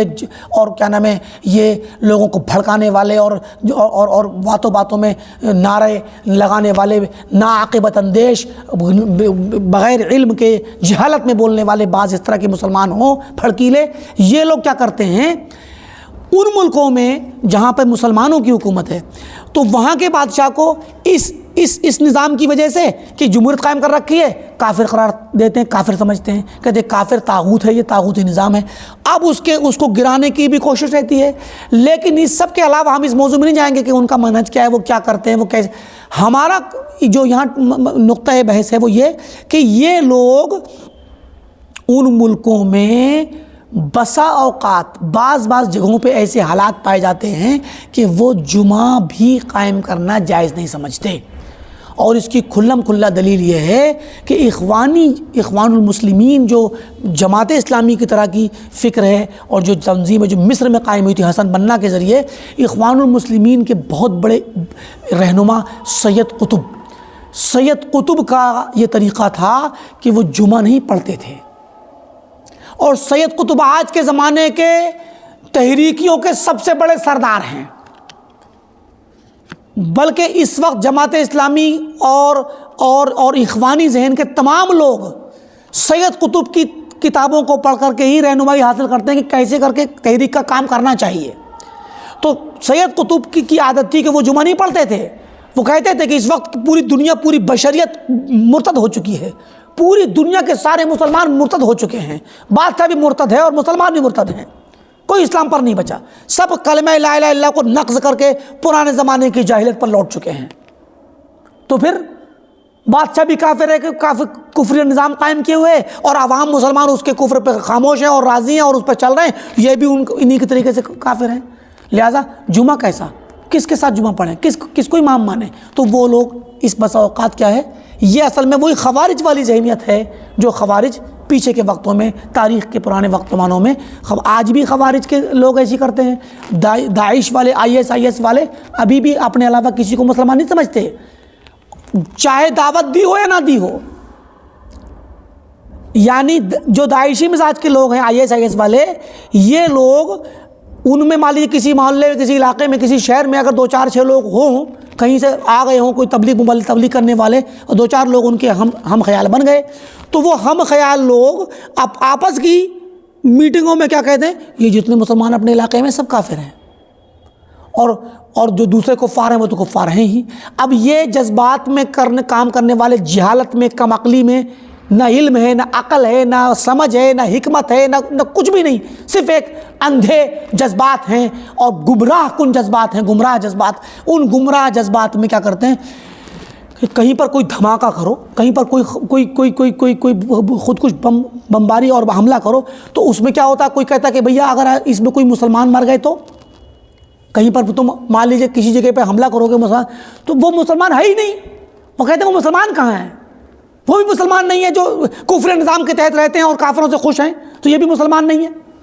تو گویا ایسے جو لوگ ہیں جو تحریکی ہوں یا تحریکیوں سے بھی بڑھ کر کے جو خوارجی، اور خوارج میں بھی اور آگے بڑھ کر داعشی، IS والے، یہ جو لوگ ہیں، ان کے یہاں برائے نام دیکھنے کو تو اسلام ہے، خود میں بظاہر مسلمان، لیکن حقیقت میں یہ اتنے خطرناک ہیں جو مسلمانوں کے لیے بھی بہت خطرہ ہیں اور پوری دنیا کے لیے خطرہ ہیں یہ لوگ، کیونکہ اپنے سوا سب کو کافر سمجھتے ہیں، اپنے سوا سب کو کافر سمجھتے ہیں، اور نہ صرف کافر سمجھتے ہیں بلکہ ان کو قتل کرنا جائز سمجھتے ہیں، اور اس سے بھی آگے ان کے یہاں کوئی تمیز نہیں کہ قتل ہونے والے بچے ہیں کہ بوڑھے ہیں کہ جوان ہیں یا مرد ہیں یا عورت ہیں۔ اور اتفاق یہ ہے کہ بعض خوارج کے بعض فرقے زمانے قدیم میں بھی، پہلی صدی ہجری میں، ایسے نکلے تھے جو اپنے مخالفین کو سب کو ایک طرف سے کافر سمجھتے تھے، اور ان کی عورتوں کو قتل کرنا، ان کے بچوں کو قتل کرنا جائز سمجھتے تھے۔ یعنی آج کے داعشیوں میں جو فکر پائی جاتی ہے، تحریکیوں میں، وہی فکر پہلی صدی ہجری کے سن 100 آنے سے پہلے جو خوارج نکلے تھے اس زمانے، ازارقہ، نافع بن ازرق کو ماننے والے ازارقہ، یہی عقیدہ رکھتے تھے کہ ہمارے مخالف سب کافر ہیں، اور ہمارے مخالف کافر ہیں، اور ان کی عورتوں کو، ان کے بچوں کو، سب کو مارنا جائز ہے۔ سبحان اللہ۔ یہی ذہن آج کے جو داعشی مزاج کے مسلمان ہیں وہ بھی یہی ذہن رکھتے ہیں، اور پھر مصیبت یہ ہے کہ یہ لوگ اپنے آپ کو اہل حدیث و سلفی کہتے ہیں، تو یہ ان کا مغالطہ ہے، سلفیوں کو، اہل حدیثوں کو بدنام کرنے کی سازش ہے۔ یہ خود بھی نہیں سمجھتے کہ یہ اہل حدیث کا مسلک کیا ہے، منہج کیا ہے، اور سلفیوں کا مسلک کیا ہے، اور خود اپنے آپ کو بھی نہیں سمجھتے کہ ہم جس مسلک پہ چل رہے ہیں وہ اہل حدیثوں کا نہیں بلکہ خوارج کا ہے۔ لہٰذا کوئی بھی مسلمان اگر یہ کہتا ہو کہ آج کے زمانے میں جمعہ نہیں ہو سکتا، آج کے زمانے میں جماعت نہیں ہو سکتی، تو صرف اتنا جملہ سن کر کے سمجھ لیجئے کہ یہ خوارجی ہے، خوارج کے ذہن پر ہے، اور اس خوارج کا نہ صرف یہ کہ اہل الحدیث سے کوئی تعلق نہیں، بلکہ حقیقت میں اسلام سے اس کا کوئی تعلق نہیں ہے، گرچہ وہ اپنے آپ کو مسلمان کہتا ہے۔ فرمایا وَلَا يَرَوْنَ الْخُرُوجَ عَلَيْهِمْ بِالسَّيْفِ، اہل الحدیث اور اہل سنت والجماعت اپنے حاکموں پر، چاہے وہ ظالم کیوں نہ ہوں، چاہے وہ فاسق و فاجر کیوں نہ ہوں، اپنے بادشاہوں پر خروج کرنا، تلوار لے کے نکلنا، بغاوت کرنا جائز نہیں سمجھتے۔ اہل الحدیث باغی نہیں ہوتے، اہل حدیث کے یہاں بغاوت نہیں ہے، اہل حدیث کے یہاں اطاعت ہے، مگر اطاعت کب تک ہے؟ جب تک اللہ اس کے رسول کے حکم کے مطابق بندہ چلے، اور جب وہ کفر بواح لے کے آئے گا، اگر کفر قائم کر صلاۃ کو ادا کرنا منع کر دے، حدیثوں میں آتا ہے لا الا ان تروا منہم کفرا بواحا، جب تم اپنے مسلمان بادشاہوں سے کفر دیکھو، کھلم کھلا کفر، اور وہ کفر کو نافذ کریں، کفر کی دعوت دیں، تو پھر تم ان کے خلاف بغاوت کر سکتے ہو۔ یا یہ کہ تم دیکھو کہ وہ نماز بھی قائم کرنے سے منع کر رہے ہیں، اور مسجدوں میں جانے سے منع کر رہے ہیں، اسلام کی کوئی عبادت نہیں کرنے دے رہے، یہ بھی کفر ہے۔ لیکن اس وقت بغاوت جائز تو ہوگی، مگر وہ بھی مشروط ہوگی، اور مشروط یہ ہوگی کہ یہ دیکھا جائے گا کہ کیا مسلمانوں کے پاس اس بادشاہ کے خلاف بغاوت کرنے کی طاقت ہے کہ نہیں۔ اگر طاقت ہو تو پھر بھی نہیں بغاوت کی جائے گی، ایک شرط پھر دیکھی جائے گی، وہ شرط یہ کہ ہم اگر بغاوت، ٹھیک ہے ہمارے پاس طاقت تو ہے، ہتھیار بھی ہیں، لوگ بھی ہیں، فوج بھی ہو گئی ہماری، اور ہم چاہیں تو کسی ٹائم بھی بغاوت کر دیں، اگر آپ نے طاقت کا توازن دیکھ بھی لیا پھر بھی آپ بغاوت نہیں کر سکتے۔ اگر آپ کو یہ لگتا ہے، ایک شرط دوسری یہ ہے کہ آپ کے بغاوت کرنے سے آپ کو غور کرنا پڑے گا کہ بغاوت کرنے سے حالات کیا بنیں گے، اور بغاوت کرنے سے پہلے کے حالات کیا ہیں۔ اگر بغاوت کرنے سے نقصان زیادہ بڑا ہو جائے، اور بغاوت کرنے کے بغیر جو نقصان ہے وہ چھوٹا ہے، تو پھر بغاوت نہیں کی جائے گی۔ بغاوت کی کئی شکلیں ہوتی ہیں، مثلاً کبھی کبھار کے زمانوں میں، کبھی تاریخ میں بہت سے واقع ملتے ہیں، کچھ لوگوں نے بغاوت کی، فوراً اس طریقے سے حملہ کیا کہ بادشاہ کو یا اس کے محل پہ قبضہ کرنے کے بعد حاوی ہو گئے، اور کوئی خون نہیں بہا، کوئی کیا نام ہے، باقی ساری کی ساری فوج نے ان کے ہاتھوں پر ہتھیار ڈالنے کے بعد ان کو تسلیم کر لیا، اور کوئی خون نہیں بہا۔ تو اس طرح کی اگر حالات بنتے ہیں تب تو ٹھیک ہے، لیکن اگر آپ یوں ہی بغاوت کا اعلان کر دیں اور اس کے بعد خون پہ خون بہے اور جانوں پہ جانے جائیں، اور بستیاں اجاڑی جائیں، شہر اجاڑے جائیں، آپ دیکھ لیجئے سیریا کے اندر، شام کے اندر جو ہوا، اور شام سے پہلے مصر میں ہوا، مصر سے اسی کے وقت میں بعد میں لیبیا میں ہوا، تو لیبیا، مصر میں تو پھر بھی حالات ٹھہر گئے، لیکن لیبیا برباد ہو گیا، اور ادھر جزائر برباد ہوا کچھ سال پہلے، اور ادھر شام کے اندر تو تباہی ایسی مچی کہ وہ کوئی شہر نہیں رہا، کوئی بلڈنگ نہیں رہی، کوئی گاؤں نہیں رہا، سب کچھ مکان اور مکین سب تباہ ہو گئے۔ کس بنیاد پر؟ کہ شام کے اندر پچھلے 40 سال سے ایمرجنسی قائم تھی، ایک شخص یا اس کا باپ یا اس کا خاندان اور چند لوگ قابض تھے، تو کیا ہوا؟ قابض تھے، 40 سال سے آپ برداشت کر کے آ رہے تھے، 40 سال میں زندگی میں کچھ بھی تبدیل نہیں ہوا، صحیح نارمل زندگی چلتی رہی، لیکن آج دوسروں کے کہلاوے میں آ کر کے تحریکیوں نے، اخوانیوں نے وہاں پہ بغاوت کروائی۔ پہلے نمبر یوں ہی آواز نکلی، یوں ہی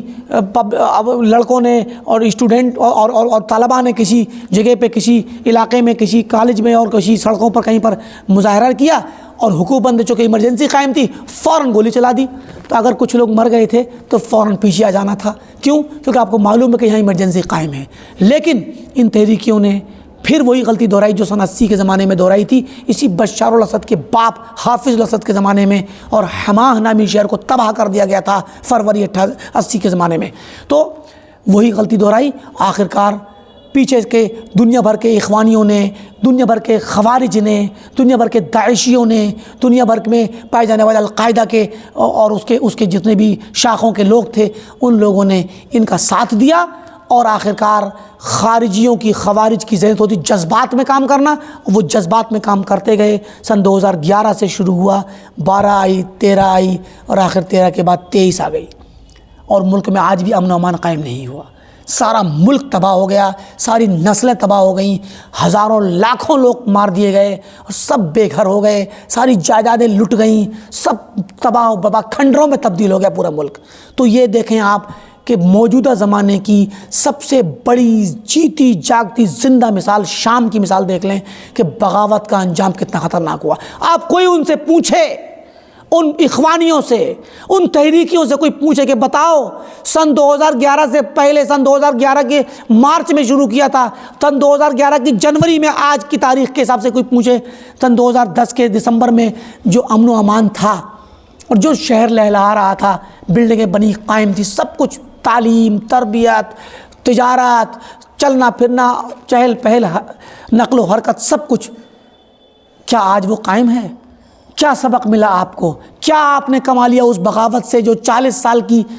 حکومت کو آپ گرانا چاہتے تھے؟ کیا آپ گرا پائے؟ اب تو 50 سال 55 سال ہو گئے تقریباً، سن 67 سے قائم ہے وہ، اب تو 55 سال ہو گئے، 15 سال اور آپ بڑھ گئے اس کی حکومت، 42 سال 40-42 سال کی حکومت تھی جو قائم تھی اور اس میں ایمرجنسی قائم تھی، ابھی بھی وہی حالات ہیں۔ تو کیا کما لیا؟ لیکن آپ نے گنوا سب کچھ دیا، کمایا کچھ نہیں، سب کچھ گنوا دیا۔ اور کتنی جانوں کے ذمہ دار یہ اخوانی ہیں، ان کے فتویٰ دینے والے یوسف قرضاوی جو دنیا سے چلے گئے، مگر انہوں نے فتویٰ دیا تھا کہ ان خون میں نہانے اور نہلانے کا اور ہولی کھیلنے کا فتویٰ یوسف قرضاوی کا تھا اور اخوانیوں کا تھا۔ جماعت اسلامی کی سپورٹ تھی، جماعت اسلامی چاہے ہندوستان کی نہ ہو، پوری دنیا کے کہیں بھی جماعت اسلامی کے مزاج کے لوگ ہوں، ان کی سپورٹ تھی اس پر۔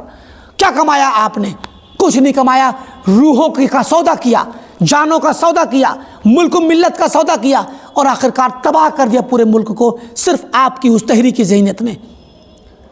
لہٰذا اہل سنت والجماعت، اہل حدیثوں کا جو طریقہ ہے وہ یہ نہیں ہے کہ اگر دیکھو کفر اور تو فوراً کے فوراً جو ہے حکومت پہ بغاوت کے پرچم کو لہرا دو اور بغاوت لے کھڑو، کبھی نہیں۔ اہل حدیث کبھی بغاوت نہیں کرتے، اہل سنت والجماعت کبھی بغاوت نہیں کرتے۔ بغاوت کے اسباب دیکھنے کے باوجود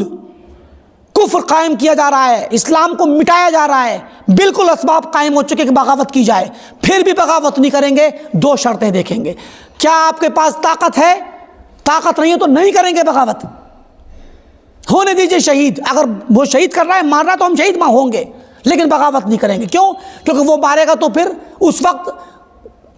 چنے ہوئے لوگوں کو مارے گا، سب کو نہیں، سب پورا ملک تباہ نہیں ہوگا۔ اور اگر طاقت ہے تو اس کے بعد دیکھیں گے کہ طاقت کے استعمال سے کہیں بڑا نقصان نہ ہو جائے۔ تو آپ کے پاس نہ طاقت تھی، نہ آپ نے یہ دیکھا بڑا نقصان، بس کھڑے ہو گئے میدان میں، نکل آئے کالج کے اندر کہ ہم جو ہے حکومت سے ہمیں تبدیلی چاہیے، حکومت نے گولی چلا دی، آپ کو فوراً سبق سیکھنا چاہیے کہ نہیں، حکومت اگر ہمارے عوامی پریشر کو مانتی تو ٹھیک ہے، نہیں مانتی تو اب فوراً پیچھے ہاتھ کر لینا چاہیے۔ مراد یہ کہ اہل الحدیث اور اہل سنت کسی بھی دنیاوی اسلامی ملک میں ہو، کہیں بھی ہوں، بغاوت کے قائل نہیں ہیں، کیونکہ بغاوت سے صرف اور صرف نقصان اور خسارہ اور تباہی مچتی ہے، جبکہ بغاوت نہ کرنے کا جو نقصان ہے اور بغاوت کے بغیر جو حالات خراب ہیں وہ نقصان چھوٹا ہوتا ہے، اور بغاوت کے بعد کے نقصانات بڑے ہوتے ہیں۔ تو کمپرومائز کر لیں، اور اگر آپ سے کمپرومائز کر کے نہیں رہا جاتا ہے تو آپ ملک چھوڑ دیجئے، یہ بھی سنت کا طریقہ ہے۔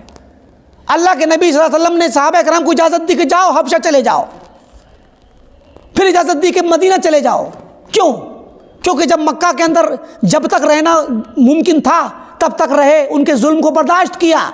اور جب ان کا ظلم برداشت کرنے کے حالات نہیں رہے، اور جب دیکھا کہ جانیں جا رہی ہیں اور جان مال سب کچھ جا رہا ہے، تو پھر کہا کہ جاؤ اپنی جان بچاؤ اور اپنے دین کو بچاؤ، اور جاؤ بھاگو جا کر کے دوسری دنیا کے کسی خطے میں جا کے پناہ لے لو۔ تو کیا ہوا اگر شام کا بادشاہ یا کسی بھی ملک کا اسلامی بادشاہ لوگوں پر ظلم کر رہا ہے، ان کے مال چھین رہا ہے، ان کے حقوق چھین رہا ہے، اور ان کو تنگ کر رہا ہے، ان کے دین کو قائم نہیں کرنے دے رہا ہے، ان کی نمازیں قائم نہیں کرنے دے رہا ہے، کفر کی دعوت دے رہا ہے، کفر کو تھوپ رہا ہے، تو کیا ہوا؟ اگر آپ نہیں رہ سکتے، آپ کے رہنے کے حالات نہیں، تو آپ جائیے۔ پوری دنیا کا نظام آج بھی ہے، پناہ گزینوں کو پناہ دینے کا نظام، سیاسی پناہ، اس طرح کے دنیا بھر کے نظام ہیں۔ دنیا میں اللہ نے ایسے امن والوں کو، انصاف والوں کو دنیا میں اللہ نے ابھی بھی باقی رکھا ہوا ہے۔ وہ آواز اٹھائیں گے اور امن و امان قائم کرائیں گے، وہ آپ کو پناہ دلوائیں گے، کہیں نہ کہیں پناہ ضرور ملے گی، اور نہیں بھی ملی اگر تو کیا ہوا؟ اگر آپ دین کے نام پر شہید ہو جائیں گے تو کیا ہوا؟ لیکن آپ کی وجہ سے، ہماری وجہ سے پوری امت تباہ ہو، ہم اپنے شخصی مسائل کو لے کر کے، یا ہم پہ ظلم ہوا ہم پوری امت کو داؤ پہ لگا دیں فتویٰ دے کر کے، اس کا حساب قیامت کے دن دینا پڑے گا۔ اللہ تعالیٰ ہم کی اصلاح فرمائے۔ فرمایا وَلَا يَرَوْنَ الْخُرُوجَ عَلَيْهِمْ بِالسَّيْفِ، اہل سنت والجماعت، اہل الحدیث کبھی بھی اپنے حاکموں کے خلاف تلوار لے کر نکلنے اور بغاوت کرنے کے قائل نہیں ہیں۔ وَإِن رَأَوْا، گرچہ وہ دیکھ رہے ہوں، اہل الحدیث گرچہ دیکھ رہے ہوں، منہم العدول، کہ ان کے بادشاہ میلان رکھتے ہیں، مائل ہیں، اعراض دائیں بائیں ہوئے جا رہے ہیں، عن العدل، انصاف سے ہٹ رہے ہیں، بادشاہ انصاف سے ہٹ چکا ہے، نا انصافی پہ تلا ہوا ہے، الی الجور والحیف، ظلم کر رہا ہے، ستم کر رہا ہے۔ ہم دیکھ رہے ہیں کہ بادشاہ ظلم و ستم کر رہا ہے، اس کے باوجود اہل سنت والجماعت، اہل حدیث کبھی بھی اس پر بغاوت کی بات نہیں کرتے، گرچہ ہم دیکھ رہے ہیں کہ بادشاہ ظلم و ستم پر تلا ہوا ہے اور اس پر ہر وقت ظلم و ستم کی تلوار مسلمانوں کی گردن پہ لٹک رہی ہے۔ اس کے باوجود اہل حدیث اور اہل سنت والجماعت اپنے بادشاہوں کے خلاف بغاوت کے قائل نہیں ہیں۔ تو یہاں پر جو ہم نے بات کہی پیچھے آ گئی، بغاوت نہیں کرنا چاہتے، تو بغاوت کا مطلب یہ نہیں کہ اہل الحدیث اور اہل سنت کے یہاں بغاوت سرے سے جائز نہیں، خروج سرے سے جائز نہیں، بلکہ عمومی حالات میں جائز نہیں، جیسا کہ کہا کہ گرچہ وہ عدل نہ کریں اور انصاف نہ کریں بلکہ ظلم و ستم کریں، تو ظلم و ستم کرنے اور انصاف سے ہٹنے کے حالات میں خروج کے قائل نہیں، جب تک وہ مسلمان ہیں اس وقت تک خروج کے قائل نہیں۔ لیکن اگر وہ کافر ہو جائیں، کفر کرنے لگیں، کفر کو نافذ کرنے لگیں اور اسلام کے شعائر کو مٹانے لگیں، لوگوں کو اپنی عبادتیں ادا کرنے سے روکنے لگیں، لا ما اقاموا فیکم الصلاۃ، حدیث کے الفاظ ہے کہ جب تک تم میں وہ صلاۃ کو قائم رکھیں تب تک تم خروج نہیں کر سکتے۔ تو جب وہ صلاۃ ہی قائم کرنے کو روک دیں، مسجدیں توڑنے لگیں، تالے لگا دیں، اس میں ختم کر دیں، بھگا دیں لوگوں کو، بین لگا دیں کہ نہیں کوئی نماز نہیں پڑھے گا، نہ مسجد میں نہ باہر کہیں، اب یہ تو کفر بواح، کفر صریح ہے۔ ایسے وقت میں اہل الحدیث اور اہل سنت کے یہاں بغاوت کی اجازت ہوتی ہے، وہ بھی شرط کے ساتھ جو ہم نے پیچھے بتائی۔ تو وہ شرط ہے، پہلا نمبر طاقت ہونی چاہیے، اور دوسری شرط ہے طاقت کے بعد یہ دیکھا جائے گا کہ کہیں ہمارے طاقت کے استعمال اور بغاوت کرنے پہ فتنہ اور بڑا اکٹھا کھڑا۔ ابھی تو فتنہ یہ ہے کہ آپ کو باہر سے روک رہا ہے، وہ ٹھیک ہے مسجدیں توڑ دی، بند کر دی، لیکن وہ گھر میں تو نہیں منع کر رہا ہے، گھر میں نماز پڑھیے،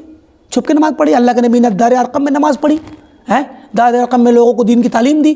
بہت سے ملکوں میں ایسے حالات آئے، رشیا کے اندر سن 1917 کے بعد سے جو کمیونسٹ انقلاب آیا، لوگوں کی ساری نمازیں ان کی مسجدوں میں تالے لگ گئے، مسجدیں توڑ دی گئی، ختم کر دیے گئے، سب کچھ مٹا دیا گیا سارا نشان۔ لوگ کیا کرتے تھے؟ جنگلوں میں جایا کرتے تھے بیچارے، کسان بن کر کے، اور جنگلوں میں جا کر دور دراز علاقے میں جا کے نماز پڑھتے تھے اور قرآن پڑھا کرتے تھے، اور اندر کی گفاؤں میں بیٹھ کر کے، اندر پہاڑوں کی گفائیں بنا رکھی تھی، زمین دوز گفائیں بنا رکھی تھی، ان گفاؤں میں جا کر کے قرآن کو پڑھا کرتے تھے۔ کہیں پر کوئی عربی کا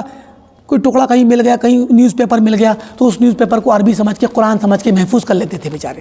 سب کچھ بھول گئے تھے۔ تو یہ رشیا نے جو ظلم اور ستم پھیلایا تھا کمیونسٹ انقلاب نے، تو وہ سب کچھ لوگوں نے جھیلا، اور آخرکار 70-80 سال اس میں گزارے لوگوں نے،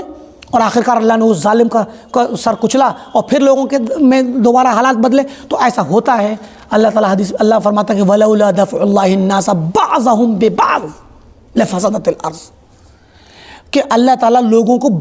بعض کے ذریعے دفع کرتا ہے، ہٹاتا ہے۔ اگر ظلم کی چکی کہیں پر چلتی ہے، کہیں پر ظلم ہوتا ہے، تو پھر وہ بادشاہ، اس کا ایک وقت ہوتا ہے، کچھ وقت کے بعد اللہ تعالیٰ اس کو ہٹائے گا۔ تو ٹھیک ہے، اگر آپ نہیں رہ سکتے تو وہاں سے چلے جائیے۔ تو اس طرح کے حالات ہیں، مراد ہے کہ اس چیز کو اپنے صحیح طریقے پر سمجھا جائے۔ اور آخری جملہ اس میں ہم پڑھ دیں، وَيَرَوْنَ قِتَالَ الْفِئَةِ الْبَاغِيَةِ حَتَّى تَرْجِعَ إِلَى طَاعَةِ الْإِمَامِ الْعَدْلِ۔ اور اہل الحدیث اور اہل سنت والجماعت کا عقیدہ ہے کہ وہ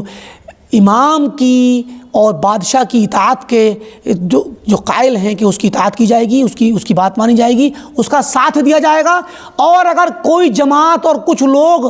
بادشاہ کی اطاعت سے ہاتھ کھینچ لیں اور نافرمانی پہ تل جائیں، بغاوت پہ تل جائیں، تو بادشاہ ان کے خلاف قتال کرتا ہے، جنگ کرے گا اس جماعت سے تو پھر اہل الحدیث اس جنگ کو جائز سمجھتے، گرچہ وہ مسلمان ہی کیوں خارجی قسم کے مسلمان ہوں، باقی قسم کے، تو ان کے خلاف جب جنگ ہوگی، مسلمان بادشاہ جنگ کرے گا تو اس جنگ کو وہ جائز بھی کہیں گے اور اس کا ساتھ بھی دیں گے بادشاہ کا، اس بغاوت کرنے والی نافرمان جماعت کے قتال میں، حتی ترجع الی طاعت الامام العدل، اور اس وقت تک قتال ہوگا، جنگ ہوگی اس جماعت سے، اس باغی جماعت سے، جب تک کہ وہ امام عدل کے جو انصاف کرنے والا اصل حق امام حق ہے، امام حق کی اطاعت کی طرف جب تک پلٹ کے نہ آ جائے۔ تو جب وہ پلٹ کے آ جائے گی تب پھر اس کے بعد جنگ چھوڑ دی جائے گی۔ تو مراد یہ ہے کہ یہ اہل الحدیث اور اہل سنت والجماعت کا اور سلف صالحین اور سلفیوں اہل حدیثوں کا عقیدہ یہ ہے کہ وہ جو امام ہوتا ہے ان کا، جو بادشاہ وقت ہے، اس کے ساتھ بیعت کرنا اس کے ہاتھ پر، اور اس کی اطاعت کرنا، اس کا ساتھ دینا معروف چیزوں میں، یہ وہ اپنے لیے کتاب و سنت کے نصوص کی روشنی میں واجب سمجھتے ہیں، اور اس کی اطاعت سے کبھی بھی ہاتھ نہیں کھینچتے، گرچہ وہ ظلم و ستم کرے، گرچہ وہ فاسق و فاجر ہو، اور اگر وہ کفر کر بیٹھے یا کفر کی دعوت دے یا کفر کو نافذ کرے بالقوت، اور کفر کے ساتھ ساتھ وہ اسلامی شعائر کو توڑ پھوڑ کرے، بند کرے، منع کرے، اسلام کی عبادات اور اسلام کو نافذ کرنے، لوگوں کو اپنے دین پر عمل کرنے سے روکے، تو پھر گرچہ وہ ان کے یہاں عقیدے کے اعتبار سے، ایمان کے تقاضے کے اعتبار سے، شریعت کے اصول کے اعتبار سے گرچہ کفر اس کے خلاف بغاوت کرنا جائز ہو جاتا ہے، لیکن فوراً بغاوت نہیں کرتے، بلکہ پوری عقل مندی کے ساتھ، حکمت کے ساتھ حالات کا جائزہ لیتے ہیں، اپنی طاقت و قوت کا، اور اس بادشاہ کے وقت موجود اس کے پاس طاقت و قوت کا جائزہ لیتے ہیں، اور اس کے بعد اگر دیکھتے ہیں کہ ہمارے پاس طاقت نہیں ہے تو پھر اس سے پیچھے ہاتھ کھینچ لیتے ہیں اور اس کے ظلم پر صبر کرتے رہتے ہیں، اور اگر جب دشوار ہو جاتا ہے تو پھر وہ وہاں سے ہجرت کرنے کی بھی اجازت دیتے ہیں کہ جاؤ، جا کے پرامن جگہ میں ہجرت کر جاؤ۔ لیکن اگر ان کے پاس طاقت ہوتی ہے تو پھر طاقت کا استعمال فوراً نہیں کرتے جذبات میں اور کم عقلوں کی طرح، بلکہ پوری حکمت کے ساتھ، عقل مندی کے ساتھ، مستقبل کے حالات کو دیکھتے ہوئے پہلے غور کرتے ہیں کہ کیا آج کے وقت کا جو ظلم و ستم ہے یا جو اسلام کو مٹانے کی کوشش کی جا رہی ہے، یہ بڑا نقصان ہے یا بغاوت کے نتیجے میں بڑا نقصان پیدا ہوگا۔ اگر بغاوت کے نتیجے میں نقصان چھوٹا ہوگا، تھوڑا سا نقصان ہوگا، لگتا ہے کہ انشاءاللہ قابو ہو جائیں گے حالات، تو پھر بغاوت کر لیتے ہیں، اور اگر لگتا ہے کہ نہیں نقصان بڑا ثابت ہوگا تو پھر بغاوت نہیں کرتے، چاہے طاقت کیوں نہ ہو۔ یہ بزدلی نہیں ہے، حکمت ہے، عقل مندی ہے۔ اللہ کے نبی صلی اللہ علیہ وسلم سے مکہ کے دور میں صحابہ نے کتنے بار کہا کہ رسول اللہ آپ ہمیں اجازت دیجیے، ہم بھی ایک آدھ تیر چلا لیں، اللہ کے نبی نے منع کر دیا۔ تو کیا یہ اللہ کے نبی کی نعوذ باللہ بزدلی تھی؟ حکمت تھی، یہ اللہ تعالیٰ کا حکم تھا، اور اللہ کی اور اللہ کے نبی کی حکمت تھی اس کے اندر کہ صبر کرو، برداشت کرو۔ اس کے بہت فائدے ہوتے ہیں۔ صبر کرنے سے بندے کا ایمان مضبوط ہوتا ہے، اس کو احساس ہوتا ہے کہ میں مسلمان ہوں، میں مومن ہوں، اس کے درجات بلند ہوتے ہیں، اس کا تعلق اللہ سے زیادہ مضبوط ہوتا ہے۔ اللہ دیکھ رہا ہوتا ہے کہ بندہ میری وجہ سے اپنے ہاتھوں کو روکے ہوئے ہے، میری وجہ سے، میرے حکم پر، میری شریعت پر چلتے ہوئے اس نے اپنے اوپر ظلم سہ رہا ہے، کیونکہ میرے نبی کا فرمان اور میرا خود کا حکم ہے، لہٰذا وہاں پر اس کا ایمان مضبوط ہوتا ہے، اللہ سے تعلقات مضبوط ہوتے ہیں۔ پھر اللہ تعالیٰ آزما کے دیکھنا چاہتا ہے کہ یہ بندہ کب تک صبر کرے گا، اور اس کے بعد پھر آپ کے رویے سے، آپ کی خاموشی سے، آپ کے صبر سے، قوت کے باوجود بھی صبر کرنے سے کیا ہوتا ہے؟ پبلک میں بھی ایک پیغام جاتا ہے، عوام میں پیغام جاتا ہے۔ عوام سے وہ مراد وہ عوام جو غیر مسلم عوام ہے، غیر مسلم لوگ چاہے داخل کے ہوں یا خارج کے ہوں، دنیا بھر کے لوگ دیکھتے ہیں کہ ارے یہ لوگ اس کے باوجود بھی ظلم سہ رہے ہیں، آخر کون سی چیز ہے جو ان کو ظلم پر ابھار رہی ہے، اور کون سی چیز ہے جو منع کر رہی ہے ان کو ہتھیار اٹھانے سے؟ تو پتہ چلتا ہے کہ وہ اپنے دین کا ان کا منہج ہے، ان کا دین اجازت نہیں دیتا۔ تو پھر انسان سوچتا ہے کہ یہ کون سا دین ہے جو انسان کے اس کے روزمرہ کی ایکٹیویٹی، اس کے ایکشن پر قابو کیے ہوئے ہے۔ تو پتہ لگا کہ وہ دیکھتے ہیں کہ دین اسلام ہے، کتاب و سنت کا منہج ہے، صحابہ کا منہج ہے۔ تو مراد یہ کہ اس منہج کے مطابق جب یہ بات ہوتی ہے تو پھر اس منہج کی تبلیغ ہوتی ہے، لوگ اس کو سمجھتے ہیں، اسلام کو سمجھتے ہیں۔ ابھی بھی دیکھ لیجئے آپ، ابھی جو فلسطین میں جو حالات چل رہے ہیں، ان حالات کے نتیجے میں اخبار میں آپ ابھی کل کے خبر میں ہم نے کل کے پیپر میں ہم نے پڑھا، اردو کے پیپر میں، کہ کسی ملک میں غالباً آسٹریلیا کے اندر 30 خواتین نے اسلام قبول کیا۔ یہ پیپر کی خبر ہے کل کی، اور انہوں نے اپنا جو تاثر دیا وہ یہ کہ جو حالات اس وقت فلسطین کے ہیں، وہاں پر جو حالات چل رہے ہیں ان حالات کو سننے کے بعد انہوں نے مسلمان اور غیر مسلمانوں کا، یہودیوں کا جو نظام چل رہا ہے اس پر توجہ دی، سنا، دیکھا، پڑھا اور سمجھا۔ تو اس کی وجہ سے بہت سے اب لوگوں کے اسلام سمجھ میں آیا۔ تو 30 خواتین نے کل اسلام قبول کیا۔ کل کی خبر پرسوں اور کسی دن کیا ہوگا، اکٹھا کی اجتماعی شکل میں سب ایک ساتھ سب نے اسلام کا کلمہ پڑھ کے اسلام قبول کیا۔ کیوں؟ یہ ایک دعوت جاتی ہے۔ اب وہ گرچہ جو بھی حالات ہیں ہمیں اس میں نہیں تفصیل میں نہیں جانا، مراد یہ کہ جب انسان ایک ظلم سہ رہا ہوتا ہے، ظالم کے ظلم کے تحت ہوتا ہے، تو پھر وہاں دنیا دیکھتی ہے، اور خاص کر آج کے زمانے میں دنیا کا دیکھنا بڑا آسان ہے۔ تو پھر اہل سنت کا جو منہج ہے وہ یہی ہے کہ ظالم بادشاہ کے ظلم پر صبر کیا جائے اور اس کے خلاف بغاوت نہ کی جائے، گرچہ آپ کے پاس طاقت ہو، قوت ہو اور بغاوت کرنے کے حالات آپ کے پاس ہوں، کیونکہ بغاوت کا نتیجہ بڑا خطرناک ہوتا ہے، اور اس کی مثالیں، اس کے نتائج تاریخ کے اول روز سے لے کے آج تک دنیا دیکھ رہی ہے، اور تاریخ کی کتابوں میں، ورقوں میں لکھا ہوا ہے۔ لہٰذا یہ منہج صحیح منہج اہل الحدیث کا اور اہل سنت اور الجماعت کا منہج ہے کہ ایسے حالات میں جلد بازی نہ کی جائے، بلکہ کتاب و سنت کے مطابق ہی معاملہ کیا جائے۔ اللہ رب العالمین سے دعا ہے کہ اللہ تعالی ہمیں کتاب و سنت پر چلنے کی توفیق دے، صحابہ اور سلف صالحین کے منہج پر چلتے ہوئے ہمیں اپنے معاملات کو چلانے اور دنیا میں زندگی گزارنے کے حالات کو طے کرنے کی توفیق دے۔ ہم جہاں بھی رہیں دنیا میں امن و امان کا پیغام لے کر کے چلیں، جہاں بھی رہیں ہمارا طریقہ، ہمارا روزمرہ کا طور طریقہ اور وتیرہ ہمارا اسلام کی ترجمانی ہو، ہمارے ذریعے دنیا اسلام کو سمجھے، ہمارے ذریعے دنیا صحیح منہج کو سمجھے، اور ظلم و ستم اور کفر اور شرک کے سلسلے میں جو کتاب و سنت کا صحیح موقف ہے، اللہ تعالی ہمیں اس کو اپنانے کی توفیق دے۔ آمین۔ والسلام علیکم ورحمۃ اللہ وبرکاتہ۔